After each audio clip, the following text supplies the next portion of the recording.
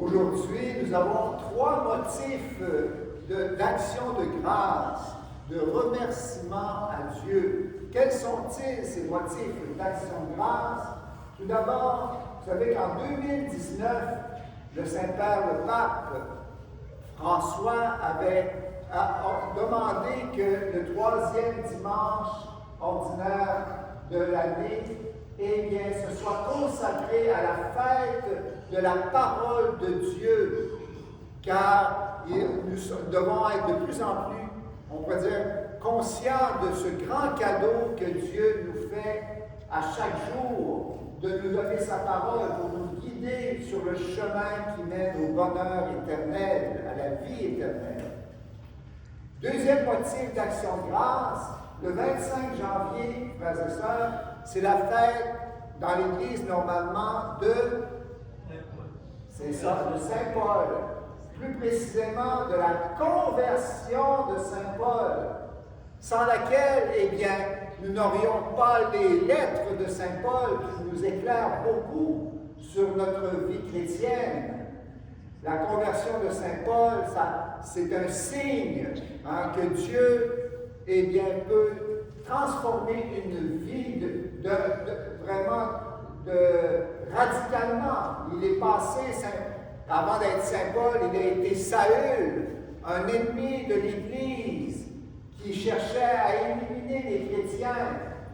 Et il en est devenu un des plus grands apôtres parce que le Christ lui a parlé au cœur et il lui a dit, Saül, Saül, pourquoi me persécutes-tu? Il n'avait pas réfléchi. Et il s'est rendu compte que ce qu'il faisait de mal aux chrétiens, c'est à Jésus lui-même qu'il le faisait, ce mal. Une troisième raison de rendre grâce aujourd'hui, eh bien, c'est parce que nous concluons avec la conversion de Saint Paul la semaine de prière pour l'unité des chrétiens. Et je pense que c'est important qu'on mette l'accent sur cette semaine de l'unité, prière pour l'unité, parce que, vous savez, qu'est-ce qui empêche le plus les non-chrétiens de devenir chrétiens? C'est quand ils voient notre mauvais exemple, quand ils voient les divisions qui existent dans l'Église. Eh bien, comment pouvons-nous annoncer la bonne nouvelle de l'amour de Dieu pour nous si nous sommes divisés? Et je me suis posé la question, mais c'est quoi la raison, la cause de ces divisions? Ben, il faut dire que ces divisions, elles existent depuis la nuit des temps. En fait, eh bien, c'est vraiment quelque chose qui est comme enraciné dans notre ADN d'humain. Et la division qui cause des guerres, qui cause des conflits. Alors, Saint Paul lui-même, dans la deuxième lecture que l'on a entendue, eh bien, constate qu'il y a des divisions dans la communauté chrétienne. Et il dit que c'est vraiment à cause des rivalités qu'il y a entre les chrétiens. Moi, je suis de Paul, moi, je suis d'Apollos, moi, je suis de Pierre. Et il dit, mais les chrétiens, Christ est-il divisé? Il y a un Christ, il n'y a pas deux Christ. Alors, on doit, en tant que chrétien, suivre le Christ, Jésus-Christ, le Fils éternel du Père, qui vient nous mener sur le chemin de l'amour véritable, sur le chemin qui mène au bonheur éternel. Et des rivalités, bien, on en a malheureusement, pas seulement dans l'Église, mais dans notre monde. On le voit là, à travers les élections. Chacun va dire pour qui il vote, le chef d'un parti. Il y en a deux partis qui font les élections là, pour élire leur chef.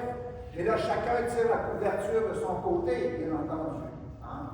Alors, ça commence à faire seulement que commencer, mais on sait comment ça se fait. sélections, hein, toujours avec des bisbilles, etc.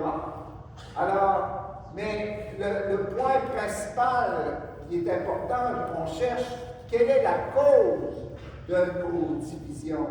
Eh bien, Saint Paul nous dit, c'est le culte de la personnalité. Quand quelqu'un regardez-moi, puis c'est moi qui vais vous dire quoi faire, c'est moi j'ai la solution à tous vos problèmes. Alors, et chacun dit la même chose.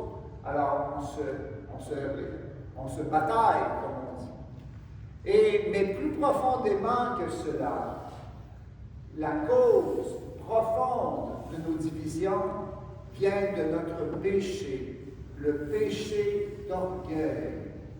Quand je disais tout à l'heure que c'était depuis la nuit des temps, eh bien, vous savez que le péché originel de nos parents, ça a été un péché d'orgueil. Hein? Ils n'ont pas voulu accepter Dieu comme leur père et leur maître. Et alors, bien, ils ont décidé de faire leur vie à leur manière, sans tenir compte de Dieu. Ça, c'est l'orgueil qui se fait à soi-même, à sa propre loi, sa propre morale, son propre juge. Et l'orgueil, bien, c'est vraiment, il y a plusieurs formes d'orgueil. Saint Thomas d'Aquin en a énuméré plusieurs. La forme de la désobéissance, la forme de l'arrogance, la forme de l'hypocrisie, des querelles, de l'obstination, on ne veut pas céder, et puis de la discorde. Et le Seigneur nous donne un remède. Pour pouvoir sortir de notre orgueil, il faut s'accepter comme des enfants de Dieu, en vérité. Si je me considère comme un fils ou une fille de Dieu, eh bien, je vais avoir cette relation avec mon Père qui est ouverte, qui est confiante et qui fait en sorte que je vais devenir comme Jésus. Je veux faire toutes choses avec mon Père, pour mon Père. Et c'est ça que Jésus a fait. Et il était reconnaissant de tout ce qu'il recevait du Père. Et il savait très bien que sans lui, il ne pouvait rien faire de bien. Alors, je pense que l'orgueilleux, il pense être capable de tout faire tout seul. Tandis que la personne humble, eh bien, sait que sans moi, sans Dieu, sans son Père, l'homme ne peut rien faire de bien, ne peut pas réussir à être heureux. Et Jésus nous donne, on pourrait dire, il appelle ses apôtres à le suivre et à l'imiter. Et il leur donne un projet d'évangélisation. Venez à ma suite et je ferai de vous des pêcheurs d'hommes. Alors, les autres, ils savaient ce que ça voulait dire un peu, je dis. Hein? Ils étaient des pêcheurs de poissons. Alors, déjà là, ça donne une indication, mais c'est quoi ça, un pêcheur d'hommes? Un pêcheur de poissons, bien, c'est tu attrapes des poissons pour te nourrir les gens, mais les poissons, les autres, ils meurent, bien entendu. Mais un pêcheur d'hommes, c'est pas seulement pour qu'on puisse vivre, mais c'est pour que ces poissons, qui sont les hommes, puissent vivre, nous, avec la vie de Dieu même. Alors, c'est les faire renaître à la vie nouvelle, au fond. C'est ça l'objectif de Jésus, l'objectif de la mission de l'Église et des apôtres. Et je me suis posé la question, mais quelles sont les qualités d'un bon pêcheur de poissons? Pour nous faire comprendre quelles sont les qualités d'un bon pêcheur d'hommes. Hein? Alors, un pêcheur de poissons, il va réussir s'il fait ça en équipe. Tout seul, c'est de la pêche récréative, ça ne va pas loin. Mais la pêche industrielle, la pêche en grande mer, pour les gros poissons, eh bien, ça se fait en équipe. Et plus tu vis, vous êtes coordonnés, synchronisés entre vous, plus alors la pêche est fructueuse. Et ça veut dire ça que dans notre évangélisation, dans notre proclamation de notre foi en Jésus, le Christ, eh bien, il est important qu'on fasse ça en syntonie les uns avec les autres, c'est-à-dire dans l'unité. Jésus les a envoyés, ses apôtres, 2 à 2, pour qu'ils manifestent l'amour, la charité, déjà, pas seulement par des paroles, mais par des actes. Hein? C'est à l'amour que vous aurez les uns pour les autres qu'ils sauront que vous êtes mes disciples. Mais une deuxième qualité très importante du pécheur, c'est la patience. Parce que si on n'a pas la patience, on n'arrivera à rien. Moi, j'ai été une fois à la pêche, et puis j'ai rien pris. Eh bien, je me suis découragé, je n'ai pas eu la patience de dire je vais retourner le lendemain pour pêcher. Non, c'est déjà fini. Moi, je ne suis pas bon en pêche, je n'en fais pas. Pour être un bon chrétien, un bon disciple de Jésus, il nous faut la patience. Et je terminerai avec ça.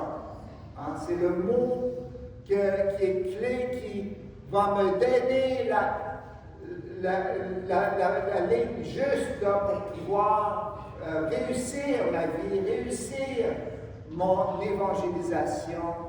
Le but de ma vie chrétienne, c'est que je puisse devenir un fils de Dieu qui cela ne se fait pas en un tour de main, en un claquement de doigts, mais ça se fait jour après jour, où je me laisse conduire par le Seigneur à travers mes essais, mes efforts, mes insuccès, mes difficultés, mes souffrances, et c'est à travers tout cela que, eh bien, la patience va grandir et va me faire devenir vraiment un apôtre digne de ce nom.